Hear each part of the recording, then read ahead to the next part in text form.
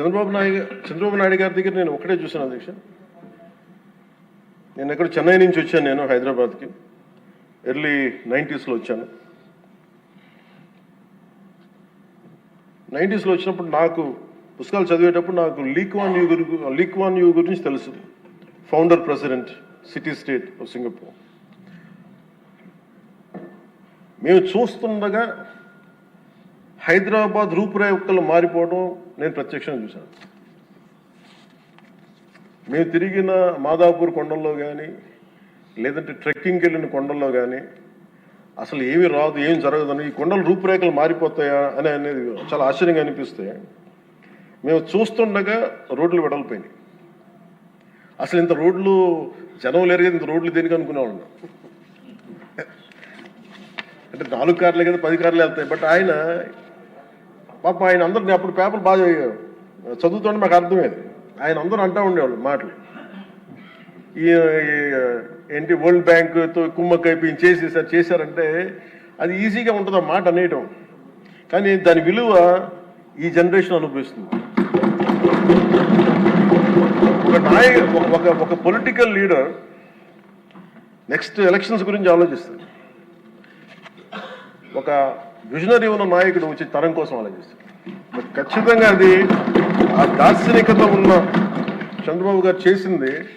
మొన్నగా ప్రతిసారి Hyderabad towards airport వస్తూ ఉంటే ఎప్పుడు మాకు ఆ ఫ్లైఓవర్ మధ్య వెళ్తూ ఉంటే నిజంగా ఇందాక చెప్తున్నప్పుడు సికింద్రాబాద్ వచ్చింది, హైదరాబాద్ వచ్చింది. Cantonment is more of Secunderabad, Hyderabad is old Nizam. But Cyberabad it's one man's creation. అది మనం యాక్సెప్ట్ చేస్తే అది మనకి చాలా మందికి అది నచ్చచ్చు నచ్చకపోవచ్చు, కానీ ఒక రియాలిటీని యాక్సెప్ట్ చేస్తారు. ఎందుకంటే అది కూర్చోబెట్టి ఆయన కూర్చొని డిజైన్ చేశారు, ఒక కాన్సెప్ట్ చేసి దాన్ని ఇంతమందితో ఇబ్బంది పడి అందరి చేత మాటలు అనిపించుకొని ఒకసారి రోల్ చేసిన తర్వాత దాన్ని ముందుకు తీసుకెళ్ళిన తర్వాత అది దాన్ని ముందుకు తీసుకెళ్ళడం ఎవరికి ఫస్ట్ ఎవరు పెట్టగలరు? అన్ని కష్టాలను అధిగమించి అందరి చేత మాటలు అనిపించుకొని ఎవరు పెట్టగలరు? That credit goes to Honorable CM Sri Chandrababu.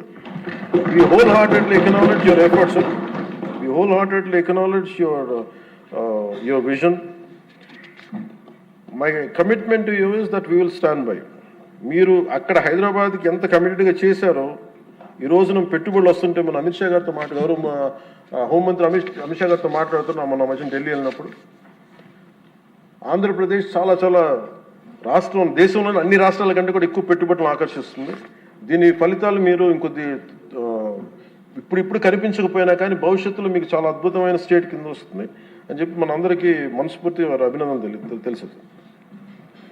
అలాగే ఈ రోజున కూటమి ప్రభుత్వం అధికారంలోకి వచ్చిన వెంటనే అమరావతి రైతులకు ఇచ్చిన మాట నిలబెట్టుకుంటూ రాజధాని నిర్మాణ ప్రక్రియను పునఃప్రారంభించు. 25 మే 2వ తేదీన గౌరవ ముఖ్యమంత్రి శ్రీ చంద్రబాబు నాయుడు గారి నాయకత్వంలో గౌరవ ప్రధాని శ్రీ నరేంద్ర మోదీ గారి చేతుల మీదుగా పునర్నిర్మాణం పనులు ప్రారంభించాం.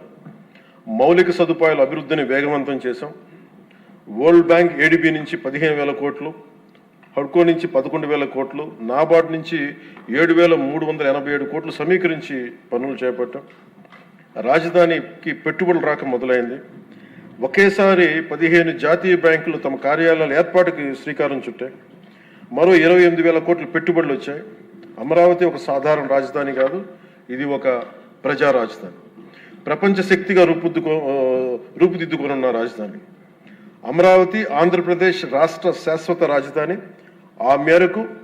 ఈ మేరకు అసెంబ్లీ సాక్షిగా ప్రభుత్వం శ్రీ నారా చంద్రబాబు నాయుడు గారు ప్రవేశపెట్టిన తీర్మానానికి జనసేన పార్టీ తరఫున మనస వాచ కర్మణ సంపూర్ణ మద్దతు తెలియజేస్తున్నాం. జై